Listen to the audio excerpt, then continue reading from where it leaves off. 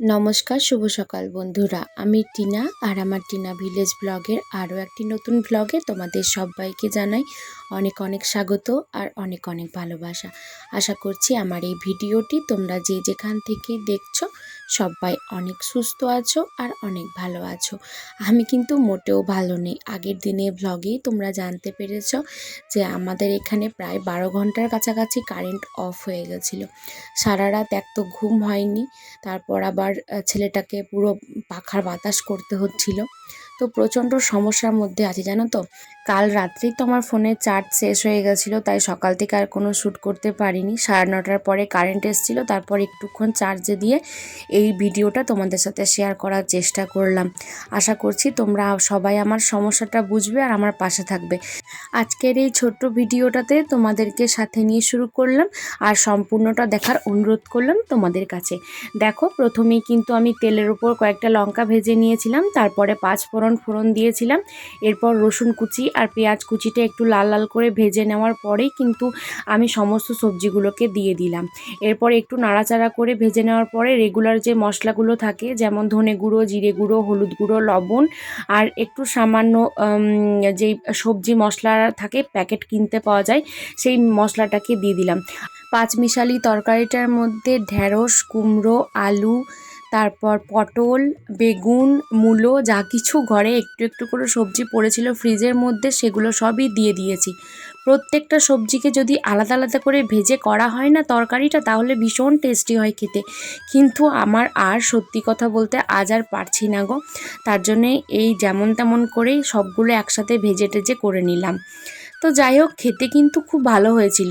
শেষে নামানোর আগে সামান্য একটু চিনি আর ভাজা গুঁড়ো মশলা, যেটা আমি ঘরেই বানিয়ে রেখেছিলাম, সেটা দিয়ে একটু লবণটা টেস্ট করে নামিয়ে দিলাম। রান্নাবান্না কমপ্লিট করে নিয়েছি আজকে মোটামুটি ওই 11টা 11:30টার মধ্যেই। তারপর দেখো এখানে গ্যাসটাও আমি পুছে নিচ্ছি।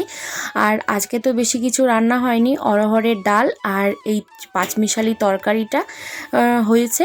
আর ছাতু মাখাতে হবে খাওয়ার সময়, আর একটু আমের চাটনি রয়েছে ফ্রিজে, সেটা বের করে দেব। আজ আর গরম করতে পারছি না, ভুলেও গেছিলাম যদিও বা। তো ফ্রিজ থেকে বের করে রাখলে ঠান্ডাটা কেটে যাবে, তারপর খাওয়া হবে।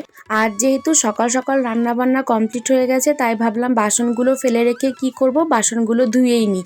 আজ রোদটাও তেমনভাবে এখনও পর্যন্ত ওঠেনি। বাসনগুলো ধুতে ধুতে তোমাদের সুন্দর সুন্দর কিছু কমেন্ট চলো পড়ে নেওয়া যাক। পম্পা কবিরাজ পরপর 2টি ভিডিওতে কমেন্ট করেছে, খুব সুন্দর লাগলো, ভালো থেকো বন্ধু। আর একটা হলো, খুব সুন্দর লাগলো, নমস্কার, ভালো থেকো। তো তুমিও অনেক ভালো থেকো আর এভাবেই আমার পাশে থেকো।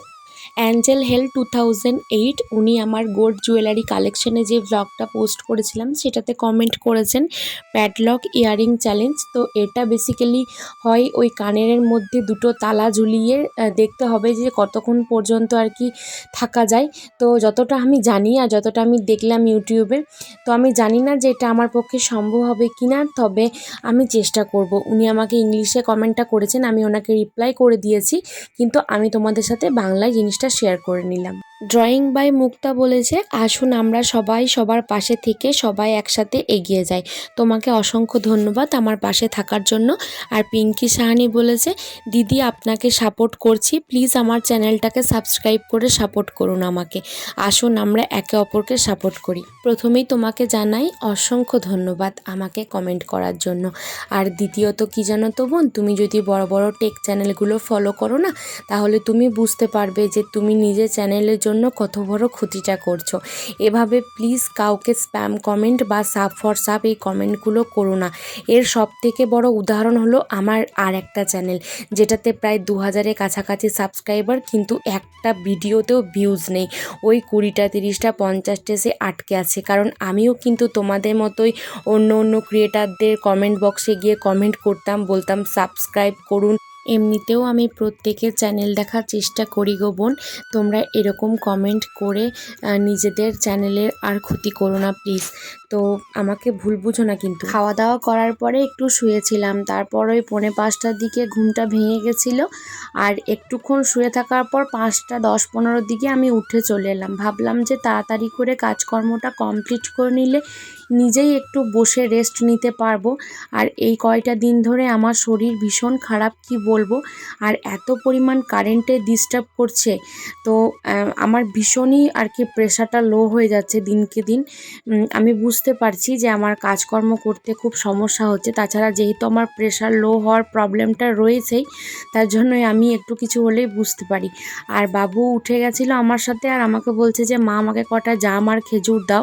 জাম খেজুর কয়েকটা ওর ঠাম্মা কুড়ি নিয়ে এসে রেখেছে ফ্রিজের মধ্যে, সেগুলোকে কয়েকটা বের করে দিলাম। তো এখানে বারান্দায় বসে বসে খাচ্ছিল, তো বলছে যে আমাকে মাছিতে জ্বালাচ্ছে প্রচণ্ড।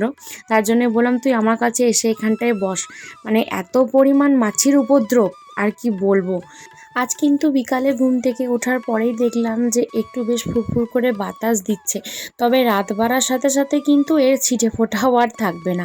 আর দেখো উঠোন টুঠোন ঝাঁট দেওয়া কমপ্লিট হয়ে গেছে, তারপর আমি চলে এসেছি রান্নাঘরটাকে ঝাঁট দেওয়ার জন্য। রান্নাঘরটা ঝাঁট দেওয়া হলেই আজকে বিকালে কাজকর্ম বলতে মোটামুটি কমপ্লিট। তারপরে তো রাত্রে রান্না বান্না তো রয়েছেই। কি জানো তো বন্ধুরা, সংসারে কিন্তু প্রচুর খুঁটিনাটি কাজকর্ম রয়েছে।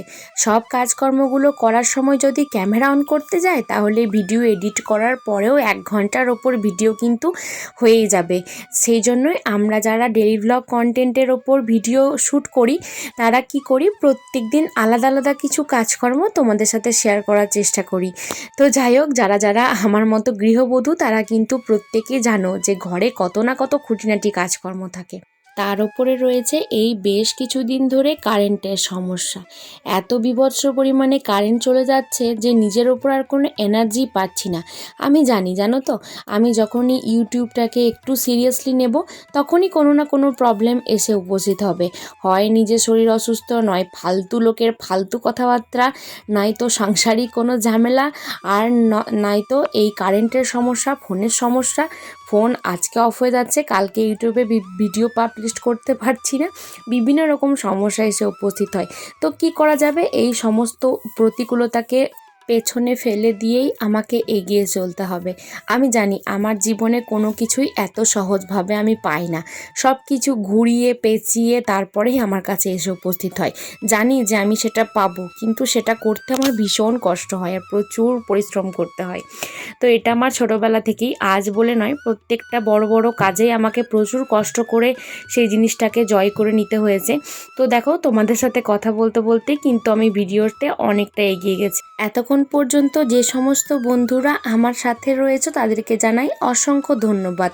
আর আমার চ্যানেলে যদি নতুন বন্ধু হয়ে থাকো, তাহলে প্লিজ আমার চ্যানেলটাকে সাবস্ক্রাইব করে আমার ছোট্ট পরিবারের একটা সদস্য হয়ে যেও। আর তোমাদের মূল্যবান মতামত কিন্তু কমেন্টের মাধ্যমে জানাতে ভুলো না। তোমাদের কমেন্টগুলো পড়তে আমার খুব ভালো লাগে। আর দেখো, আমি কিন্তু চা মুড়ি নিয়ে চলে এসেছি। গরমের জন্য বাবু আজকে সন্ধ্যা থেকে কিছু খায়নি, জানো তো, তাই ভাবলাম যে তাড়াতাড়ি করে ভাত বসিয়ে দিই, ওকে তাড়াতাড়ি একটু রাত্রে ডিনারটা খাইয়ে দেব। তো এখানে আলু সিদ্ধ ভাতটাকে আমি প্রথমে একটা প্রেসার কুকারে সিটি দিয়েছিলাম, তারপরে এই হাঁড়িটাতে ট্রান্সফার করে দিই। আজকের ভিডিওটা এই পর্যন্তই বন্ধুরা, দেখা হবে নেক্সট একটা ভ্লগে। Ta ta, bye, good night.